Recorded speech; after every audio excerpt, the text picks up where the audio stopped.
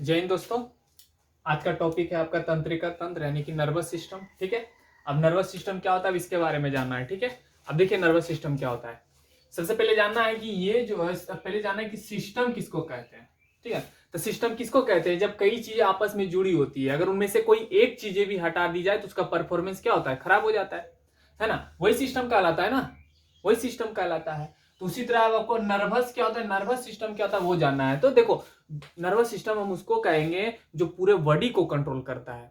हमारे बॉडी में भी तो कोई ऐसा अंग है जो पूरे बॉडी को कंट्रोल करके रखता है ना, हर चीज को मैनेज करता है ना, हर एक चीज को कंट्रोल करने का काम करता है। तो वो वही आपका तंत्रिका तंत्र यानी कि नर्वस सिस्टम कहलाता है। नर्वस सिस्टम किसको कहेंगे, जो हमारे पूरे बॉडी को कंट्रोल करता है उसको नर्वस सिस्टम कहेंगे। सिस्टम किसे कहेंगे कि जब कई सारी चीजें को आपस में जोड़ी जाती है, अगर उनमें से कई एक चीजें को भी हटा दी जाए तो उसका परफॉर्मेंस क्या होता है, खराब हो जाता है ना। वही सिस्टम कहलाता है। जैसे अगर कंप्यूटर में बहुत सारे पार्ट्स होते हैं, अगर कंप्यूटर का अगर माउस जो होता है अगर उसे हटा दी जाए तो कंप्यूटर का कुछ परफॉर्मेंस खराब हो जाता है कि नहीं। तो माउस के बिना भी आप कुछ नहीं कर पाएंगे। कंप्यूटर का कोई भी अंग अगर एक हटा दी जाए तो फिर कंप्यूटर का काफी परफॉर्मेंस खराब हो जाता है, कोई भी काम अच्छे से नहीं हो पाती है क्या, नहीं हो पाती। तो वही सिस्टम कहलाता है। तो उसी तरह हमारे शरीर में भी बहुत सारे ऐसे सिस्टम हैं, बहुत सारे ऐसे अंग, अगर उनमें से किसी एक को भी हटा दोगे ना तो फिर आपका बॉडी जो है ना उसका कुछ परफॉर्मेंस खराब हो जाएगा। अगर आप ही बताओ, ठीक है पूरा बॉडी अभी सही है, अगर एक आंख ना रहती तो फिर आपका बॉडी का परफॉर्मेंस अच्छा लगता क्या, नहीं लगता। अगर एक हाथ ना होती तो फिर हमारा बॉडी का कुछ स्ट्रक्चर खराब दिखने में लगता कि नहीं। तो हमारे शरीर में सभी अंगों का होना जरूरी, यानी कि सब एक सिस्टम है, ये सब होना बहुत जरूरी है। हाथ पैर कान ये सब होना जरूरी है। इससे क्या होता है, हमारा शरीर भी अच्छा दिखने में लगता है और जो बॉडी का परफॉर्मेंस होता है वो भी काफी बेस्ट दिखता है। यही होता है ना। तो हमारे शरीर में भी सिस्टम होता है। तो यहाँ पे आपको सिस्टम के बारे में कुछ और समझना है कि नर्वस सिस्टम तंत्रिका तंत्र हम उसे कहेंगे जो हमारा पूरा बॉडी ये को कंट्रोल करता है, यानी कि जो पूरा बॉडी को कंट्रोल करने का काम करे वो क्या तंत्रिका तंत्र कहलाता है। अब देखिए तंत्रिका तंत्र का काम क्या होता है, ये सूचनाओं को नियंत्रण करता है। सूचनाओं का मतलब, अब हम जो भी चीज सुनते हैं, ठीक है, अब वहां से कोई व्यक्ति बोल रहा है, मान लो वहां से तुम बोल रहे हो, ठीक है, अब वहां से अब तुम बोल रहे हो, अब जो तुम बोल रहे हो तो उसको ग्रहण कौन करता है, तुम तो भाई बोले हो एक शब्द के रूप में, फिर उस शब्दों को हमारा कान सुनता है और कान कान के बाद वो कहाँ चला जाता है, ब्रेन में, यानी कि ये तंत्रिका नर्वस सिस्टम उसको सुन लेता है। सुनने के बाद फिर हमें उसको उस शब्द को समझने की शक्ति देता है, या उसके बारे में अगर कुछ बोलना हो शब्द के बारे में तो हमारा ये सिस्टम ही वो क्या करता है, उसको बोलने की क्षमता प्रदान करती है। यही सब होता है ना, है कि नहीं। अब अभी देखो, अगर मुझे हाथ उठाना है तो ये ऑर्डर कौन देता है, तो ये सब हमारा सिस्टम कंट्रोल करता है। अगर मुझे इतना हाथ उठाने का मन है तो इतना ही उठेगा। तो ये सब चीज को कंट्रोल कौन करता है, अभी मैं इतना फास्ट बोल रहा हूँ, ये स्लो बोल रहा हूँ, तो इस सबको कंट्रोल कौन कर रहा है, तो यही ना करता है, यही करता है। ठीक है, इसके आगे हम ब्रेन पढ़ाएंगे आपको, इसके बाद ब्रेन ही आएगा। ठीक है, तो क्या करता है, ये सूचनाओं को नियंत्रण करता है। अब देखिए तंत्रिका तंत्र जो है तंत्रिक कोशिका से बना होता है, जिसको न्यूरॉन सेल कहते हैं। याद कीजिए, न्यूरॉन सेल कोशिका में पढ़ाया था, फर्स्ट चैप्टर कोशिका का जब पढ़ाया था। न्यूरॉन सेल किसे कहते हैं, जो कोशिका का विभाजन नहीं करता है, जो हमारे बॉडी का यानी कि मानव शरीर की सबसे लंबी कोशिका होती है, यानी कि सबसे बड़ी कोशिका होती है। इसमें कोशिका का विभाजन नहीं होता, वही तंत्रिका कोशिका, वही न्यूरॉन कहलाता है, यह तंत्रिक कोशिका। मैंने इसके बारे में कुछ डिटेल्स भी लिखा है कि यह सबसे बड़ी कोशिका होती है, मानव शरीर की सबसे लंबी या बड़ी कोशिका होती है, और इसमें विभाजित नहीं होता, यानी कि ये कोशिका टूट करके दो नई कोशिका का निर्माण नहीं करता है। क्यों, क्योंकि इसमें सेंट्रोसोम अनुपस्थित रहता है। तो मैंने पिछले लीवर के बारे में जब पढ़ा था तो उसमें मैंने भी बताया था कि जो जहां पे सेंट्रोसोम नहीं होगा, सेंट्रोसोम का काम क्या होता है, कोशिका का विभाजन करना, एक कोशिका को तोड़कर दो नई कोशिका का निर्माण करता है, वही उसका काम होता है ना। लेकिन न्यूरॉन सेल में न्यूरॉन जो है, न्यूरॉन में आपका वो सेंट्रोसोम नहीं पाए जाते हैं, जिसके वजह से न्यूरॉन कोशिका जो है वो विभाजन अपने आप को विभाजन नहीं कर पाता है। न्यूरॉन सेल पाया कहाँ जाता है, तो ब्रेन में। हमारा ब्रेन न्यूरॉन सेल से ही मिलकर बना है, लगभग 90% न्यूरॉन सेल से बना है। ठीक है, इसलिए ब्रेन में चोट उठ लगता है तो ठीक नहीं होता है। क्यों, क्योंकि कोशिका का विभाजन नहीं होता है। ठीक है, देखो यह हमारे शरीर में यह कोशिका सभी प्रकार की गतिविधियों के लिए जिम्मेवार। अब हमारे शरीर में कुछ भी होता है ना, सभी का सभी जिम्मेवार आपका न्यूरॉन के पास ही होता है। टोटल चीज मैंने यहाँ स्पष्ट लिख दिया कि हमारे शरीर में यह कोशिका जो है सभी प्रकार की गतिविधियां, कुछ भी हमारे शरीर के अंदर हो रहा है ना, कुछ भी हो रहा है तो सभी के लिए जिम्मेवार कौन है, आपका तो न्यूरॉन सेल है। समझ में आ रहा है ना। अभी हम कुछ भी हमारे शरीर में, ब्लड भी दौड़ रहा है, या हम बोल भी रहे हैं, खाना का पाचन हो रहा है, तो सभी का जिम्मेवार कौन है, न्यूरॉन। अब न्यूरॉन कहा है क्या कि न्यूरॉन से ही ब्रेन बना है आपका।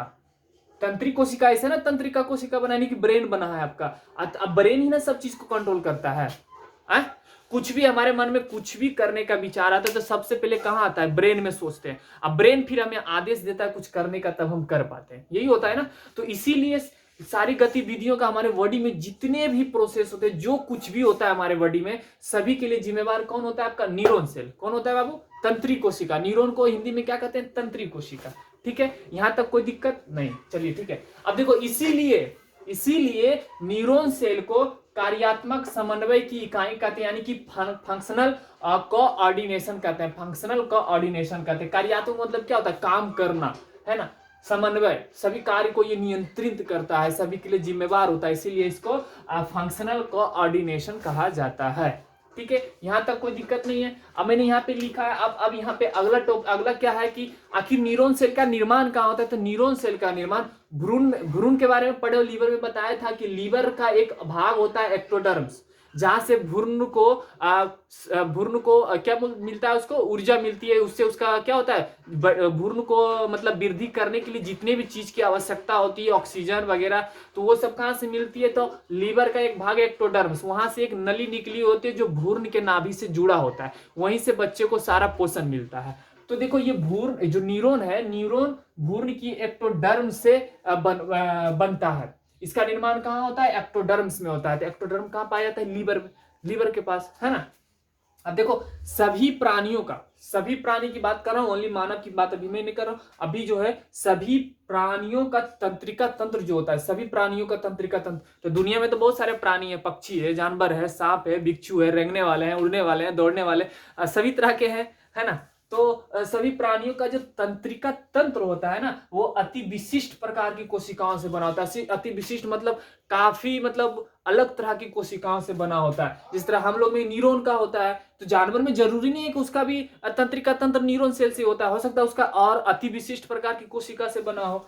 तो यह मैंने लिख दिया स्पष्ट शब्दों में कि सभी प्राणियों का जो तंत्रिका तंत्र होता है, यानी कि नर्वस सिस्टम जो होता है, अति विशिष्ट प्रकार की कोशिकाओं से बना होता है, जिसे तंत्रिका कोशिका कहते हैं। जिसे क्या कहते हैं, तंत्रिका कोशिका कहते हैं। यहां तक कोई दिक्कत आप लोग को, कोई दिक्कत नहीं। चलिए अब नेक्स्ट क्या है कि ये विभिन्न प्रकार के संदेशों को पहचान कर ग्रहण करता है, विभिन्न प्रकार के संदेशों को। अगर अब ये देखो क्या है, अब जैसे ही हमारा आंख इसको देखा, इस चीज को हमारा आंख देखा, आंख देखते के साथ मस्तिष्क को पता चल जाता है कि ये मार्कर है। ठीक है, अब यहाँ पे, अब वहां पे देखो पर्दा लगा हुआ है, हमारा आंख ने उसको देखा और तुरंत उसका वो क्या है, उसको किस नाम से जानते हैं, तुरंत हमारा मस्तिष्क उसको पहचान लेता है कि वो क्या है, पर्दा है, क्या है, और ये क्या है, कलम है, ये क्या है, एक पुस्तक है। अब इसको हम देखें, जैसे ही इसको देखें, आंख ने हमारा देखा और तुरंत संदेश अब जो नर्वस सिस्टम होता है तुरंत ब्रेन को संदेश देता है, ये तो किताब है ना। तुरंत ब्रेन पहचान लेता है ये किताब है, और वहां पे क्या लिखा हुआ है, एक दिन जिंदगी बदल जाएगी। देखो तुरंत शब्द को पहचाना, तुरंत मस्तिष्क समझ गया कि यहाँ पे क्या लिखा हुआ है, एक दिन जिंदगी बदल जाएगी। तो पहले हमारा आंख ने उसको देखा, आंख ने जैसे ही देखा, नर्वस सिस्टम क्या किया, ब्रेन को जाके भेज दिया कि ये तो किताब रखा हुआ है, क्या है, किताब है। कुछ भी देखो, कोई भी चीज देखो, कोई भी संदेश को है, ये उसको क्या करता है, पहचानता है, और उसको क्या करता है, पहचान करके इसका संचार करता है। संचार मतलब क्या होता है, अब कोई भी चीज को पहचाने और उसके बारे में थोड़ा विचार किए, उसके बारे में सोचे, है ना। समझ में आ गया। देखो कितना मतलब बॉडी हमारा, ईश्वर ने बॉडी को कितना सोच समझ के बनाया है कि नहीं। देख रहे हो ना, अब शुरू से अभी पढ़ रहे हो आप, सेल से मैंने पढ़ाना शुरू किया, किस किस तरह शरीर में कैसी कैसी घटनाएं होती है, शरीर में कैसे कैसे कौन सा चीज होती है, आप समझ रहे हो ना। तो यानी कि मानव को जो बनाया है, उससे बड़ा कोई साइंटिस्ट हो ही नहीं सकता इस संसार में, है कि नहीं। जिसने इंसान मानव को बनाया है, जिन्होंने जीव को बनाया, उससे बड़ा साइंटिस्ट दुनिया में कोई नहीं है, कि नहीं। कितना सोच समझ के बनाया है, समझो इस चीज को। एक तरह से बहुत अच्छा भी लगता है, अगर इसके बारे में एक बार विचार करोगे ना बैठ के, तो बहुत काफी अच्छा लगेगा कि आखिर बायोलॉजी क्या चीज है यार, है ना। बहुत मजा आएगा इसके बारे में सोचो, इसके बारे में समझो कि कैसे कैसे हमारे बॉडी की संरचना हुई है, कैसे कैसे घटनाएं होती है, कौन से चीज का क्या काम होता है, सब चीज आपको समझ में आ जाएगा। नहीं कि एक मशीन की तरह है, ठीक है। मोबाइल में देखते हो कैसे कैसे कौन सा काम होता है, सिस्टम सब उसको क्या करता है, उसमें एक सिस्टम डाला होता है और उसी तरीके से उसका काम होता है, सारी इंफॉर्मेशन डाली होती है और उसी इंफॉर्मेशन के द्वारा मोबाइल में भी काम होती है, कंप्यूटर में भी काम होती है, तो उसी तरह हमारा ब्रेन में भी है, ठीक है। और हमारा ब्रेन में एक ही बार सिस्टम को अपलोड किया गया है, और ये क्या होता है, पीढ़ी दर पीढ़ी सेम जाते रहती है, जहां तहां और ग्रोथ ही होती है, इसमें फिर से अपडेट करने की जरूरत नहीं पड़ती है। अगर मोबाइल का एप्लीकेशन में अगर कुछ नया इंफॉर्मेशन डालना है तो उसको अपडेट करना पड़ेगा, है कि नहीं। लेकिन अगर हमारे बॉडी में अगर कोई चीज चेंजिंग भी होता है अगले पीढ़ी में, तो वो हाँ बॉडी को बनाने वाला साइंटिस्ट को अपडेट नहीं करना पड़ता, वो ऑटोमेटिक अपडेट हो जाता है, समझ रहे हो ना। तो काफी अच्छा है। चलो देखो अब क्या है कि तंत्रिका तंत्र जो है ना 3 अंगों से मिलकर बना होता है ना, 3 अंगों से मिलकर बना होता है, साइटोन, डेंड्रॉन, एक्सोन। आगे हम इसका इमेज में बताएंगे, इमेज के साथ इसको बताएंगे साइटोन, डेंड्रॉन, एक्सोन क्या होता है, ठीक है। अभी पे यहाँ पे अभी नहीं समझ पाओगे, एक थोड़ा सा और आगे जाओगे ना तो ये तीनों चीज आपको काफी अच्छा से समझ में आएगा, ठीक है। तो जो तंत्रिका तंत्र होता है यानी कि नर्वस सिस्टम जो होता है 3 अंगों से मिलकर बना होता है। कौन कौन सा है? साइटोन, डेंड्रॉन और एक्सोन, ठीक है। तंत्रिका तंत्र के 3 भाग होते हैं, पहला केंद्रीय तंत्रिका तंत्र, दूसरा परिधीय तंत्रिका तंत्र, तीसरा स्वायत्त तंत्रिका तंत्र। तो अभी आपको केंद्रीय तंत्रिका तंत्र पढ़ना है और इसी केंद्रीय तंत्रिका तंत्र में ही आपको ब्रेन के बारे में पढ़ना है, जो काफी इंटरेस्टिंग टॉपिक होगा, ठीक है। चलिए इसका एक स्क्रीनशॉट ले लीजिए, आगे स्टार्ट करते हैं। चलिए आप तंत्रिका तंत्र के बारे में समझते हैं, ठीक है। केंद्रीय तंत्रिका तंत्र को इंग्लिश में क्या बोलते हैं? सेंट्रल नर्वस सिस्टम, ठीक है। आप सेंट्रल नर्वस सिस्टम क्या होता है इसके बारे में समझते हैं। देखो ये जो है तंत्रिका तंत्र का वह भाग है जो संपूर्ण शरीर और स्वयं तंत्रिका तंत्र पर नियंत्रण रखता है। मतलब ये यहाँ पे लिखा हुआ कि संपूर्ण शरीर का मतलब पूरे बॉडी को कंट्रोल करता है, तथा स्वयं मतलब क्या? खुद के तंत्रिका तंत्र पर भी ये नियंत्रण रखता है। वही क्या कहलाता है? केंद्रीय तंत्रिका तंत्र। सेंट्रल का मतलब क्या होता है? केंद्रीय। सेंट्रल का मतलब बीच वाले भाग को ही ना सेंट्रल कहते हैं। सेंट्रल उसको कहेंगे कि मतलब जो बीच में रखा और वहां से सभी तरह मतलब चारों तरफ की लंबाई सेम हो, वही सेंट्रल कहलाता है ना। बीचों बीच वाले भाग को क्या कहते हैं? सेंट्रल। अब देखिए ये जो है सूचनाओं को नियंत्रण करता है, सूचनाओं को ये क्या करता है? नियंत्रण करने का काम करता है। कौन? केंद्रीय तंत्रिका। ये जो है 2 अंगों का बना होता है, पहला मस्तिष्क और दूसरा मेरुरज्जु, है ना। मेरुरज्जु मालूम है ना? मेरुरज्जु, ठीक है। तो अभी मस्तिष्क मतलब ब्रेन, ठीक है। तो ब्रेन, ये जो ब्रेन है ये किसके अंतर्गत आ रहा है? केंद्रीय तंत्रिका तंत्र के अंतर्गत आ रहा है, ठीक है। केंद्रीय तंत्रिका तंत्र 2 अंगों से मिलकर बना होता है, मस्तिष्क और दूसरा मेरुरज्जु। मस्तिष्क को इंग्लिश में ब्रेन बोलते हैं। चलिए अब ब्रेन के बारे में समझते हैं, ठीक है। अब मस्तिष्क देखिए क्या होता है, ब्रेन, जिसको दिमाग भी बोलते हैं, माथा बोलते हैं, बहुत तरह मतलब बोला जाता है।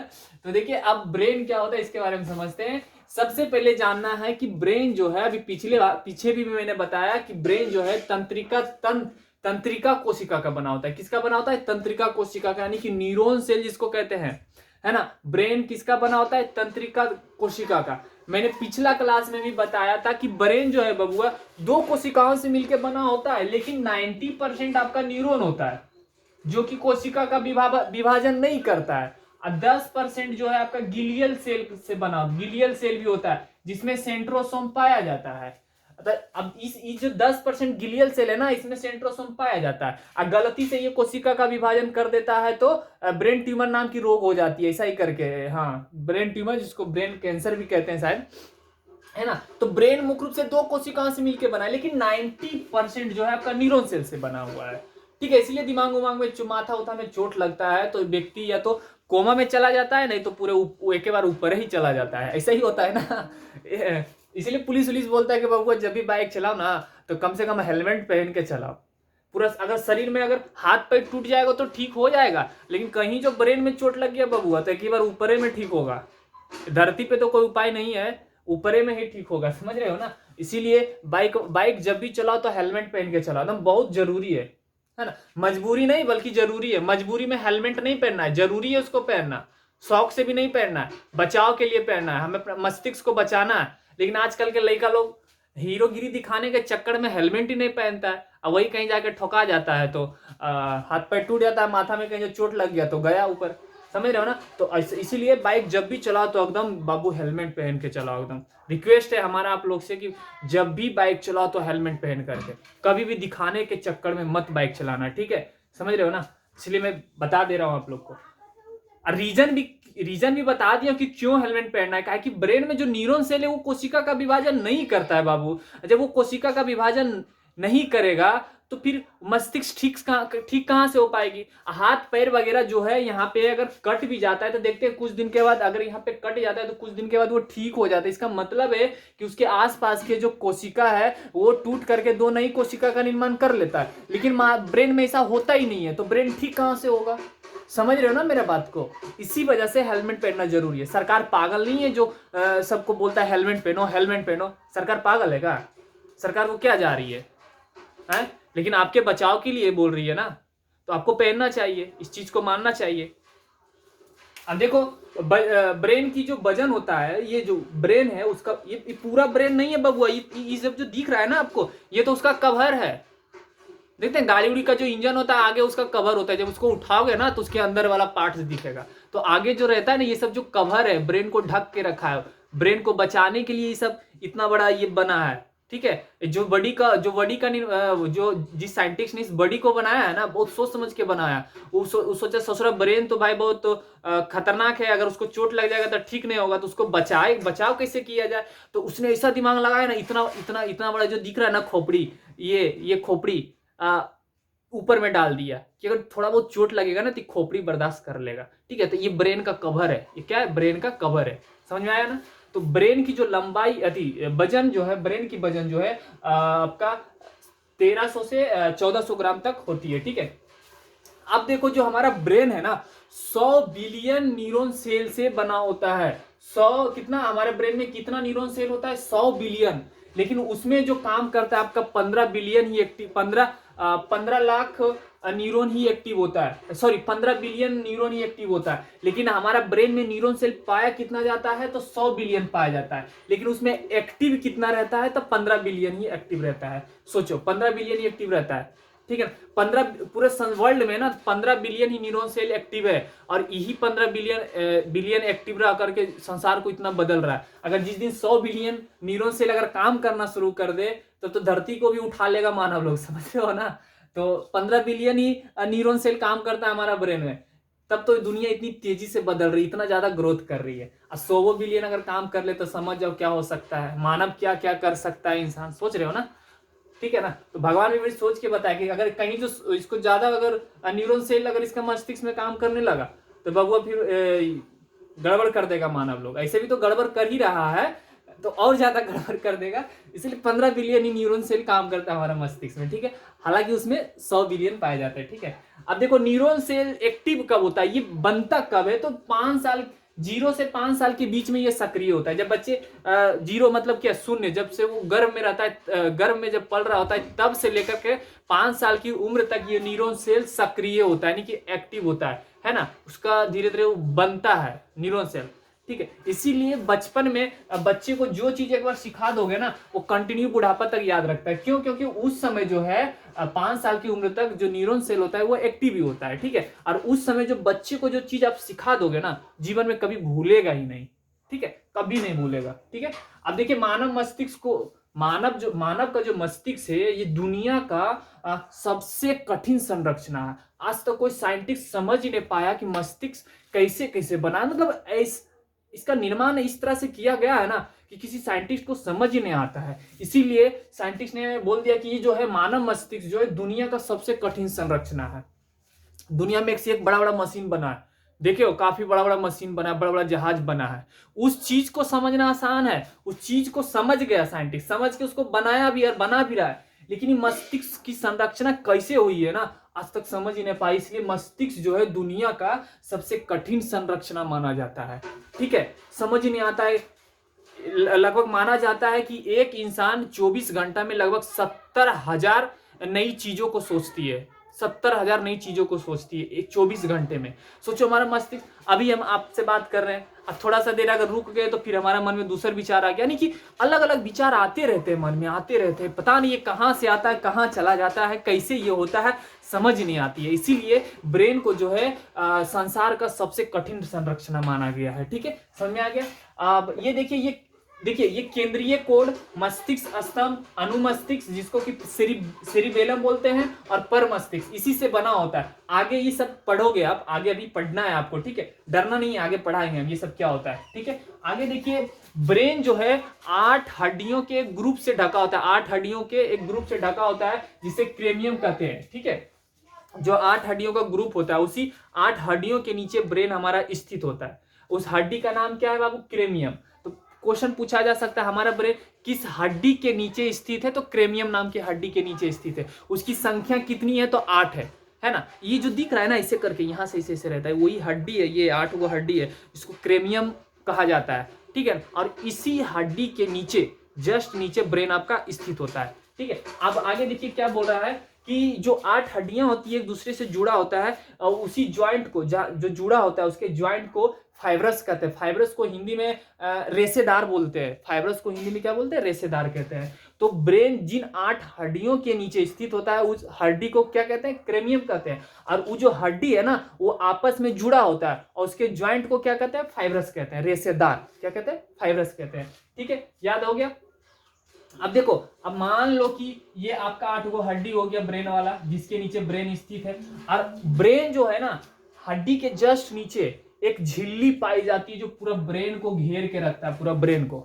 ठीक है, क्या करता है? घेर के रखता है उसको। तो उसको एक झिल्ली, उसको झिल्ली कहते हैं, जिसे मेनिंजॉइट बोलते हैं। उस झिल्ली को क्या कहते हैं? मेनिंजॉइट कहते हैं। मैंने लिख दिया कि ब्रेन जो है एक मेनिंजॉइट झिल्ली से घिरा होता है। ठीक है, अगर उस झिल्ली में सूजन आ जाती है तो उससे एक बीमारी हो जाता है जिसे दिमागी बुखार, या तो इंग्लिश में उसको मेनिंजाइटिस कहते हैं। ठीक है, अब देखो ये कैसे होता है। अब जैसे ये 8 गो हड्डी है, खोपड़ी जो है, खोपड़ी, अगर खोपड़ी में थोड़ा सा चोट लगेगा ना तो खोपड़ी काफी बर्दाश्त करता है, ब्रेन को काफी सुरक्षा देता है। अगर खोपड़ी में यहाँ पे ऊपर अगर कोई डंडा से मार दे तो ये काफी बचाव करता है। अब जैसे अब जितना इसको बर्दाश्त करने का होता है उतना बर्दाश्त कर लेता है। अगर ये चोट, अगर यहाँ पे खोपड़ी में जो चोट लगा, अगर वो चोट, जो मेनिंजॉइट झिल्ली, अगर उसको कहीं जो वो चोट लग गया ना, उस झिल्ली का मतलब क्या होता है? पतला दीवार है। ठीक है, पतला दीवार है जो ब्रेन को घेर के रखता है। कहीं जो उस झिल्ली को चोट लग गया तो उसमें सूजन आ जाती है, जिससे एक बीमारी होता है, जिसे इंग्लिश में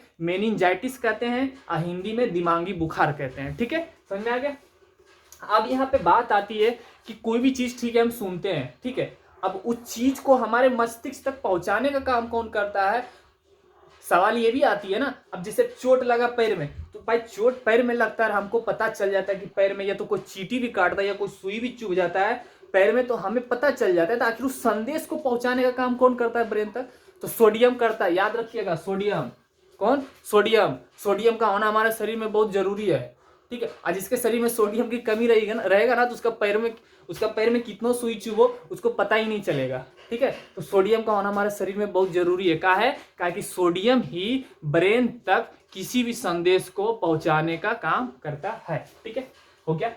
अब देखो, न्यूरॉन्स, ब्रेन हमारा न्यूरॉन सेल से बना हुआ है 90%, इसलिए बार बार बोल रहे हैं कि ब्रेन न्यूरॉन सेल से बना होता है। ठीक है, गिलियल सेल अपवाद में आता है, वो 10% है। ज्यादा न्यूरॉन सेल से बना हुआ है, इसलिए न्यूरॉन सेल ही ज्यादा मैं बोल रहा हूँ। ठीक है, न्यूरॉन सेल की लंबाई जो होती है, क्या मानव शरीर की सबसे बड़ी लंबी कोशिका है ना न्यूरॉन, तो जो उसकी लंबाई होती है उस लंबाई को साइनप्स कहा जाता है। उस लंबाई को क्या कहा जाता है? साइनप्स।